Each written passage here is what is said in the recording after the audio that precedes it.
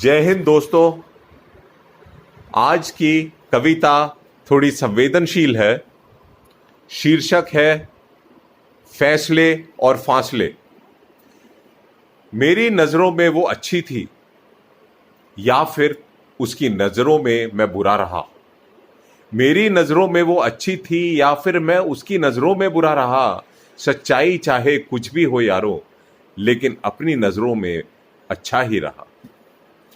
उसका स्वभाव था सिर्फ विराम में याद करना। उसका स्वभाव था सिर्फ विराम में याद करना। यह मुझे मंजूर न था। मैं एकांत जरूर था, लेकिन व्यर्थ नहीं था दोस्तों। इंसान भी मैं खुददार था। हिचकियां परेशान करती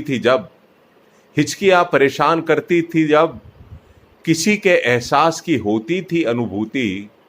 अब तो व्यर्थ है और सोचना भी छोड़ दिया। बस मदिरा की दो घूंट देती है आनंद अनुभूति। अपनों में जब अपनापन ही ना रहा तो फिर किस काम के हैं अपने।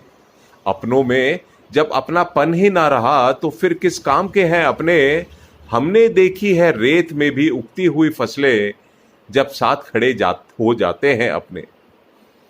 हमने भी देखी है रेत में उगती हुई फसलें जब साथ खड़े हो जाते हैं अपने, और सच हो जाते हैं सब सपने। वह हमारा हालचाल बेशक ना पूछे, लेकिन व्हाट्सएप स्टेटस का ध्यान पूरा रखते हैं। हालात खराब कितने भी हो, लेकिन निभाने वाले कैसे भी निभा लेते हैं। उसकी तलाश में कई बार भटकता रहा। कभी मुझे उसका घर ना मिला या कभी वह घर ना मिली। दरवाजे लेकिन कभी बंद ना मिले। सिर्फ मैं ही शायद पुकारना भूल गया।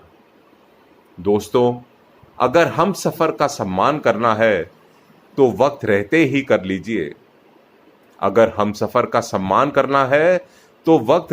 कर लीजिए। बाद में एक शुष्क वृक्ष को जल देना व्यर्थ है। फलदार होने की उम्मीद मत कीजिए। कल्पना में डूबकर यूं जिंदगी असमंजस में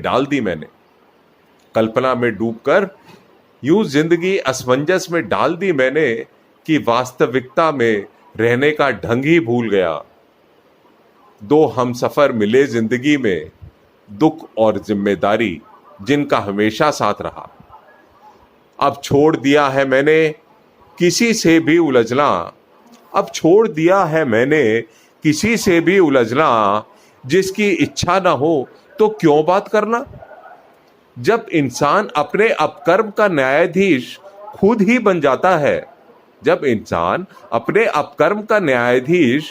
ही बन जाता है, तब नजदीकियां नहीं दूरियों का क्रम बढ़ जाता है।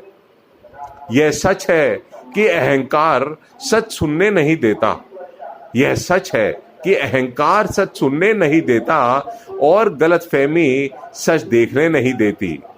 लेकिन इससे ज्यादा बुरी चीज है बदजुबान और दौलत, जो इंसान को इंसान से मिलने नहीं देती। हमने सच्चे लोग देखे मैखाने में जाम के भरा पैमाना पकड़े,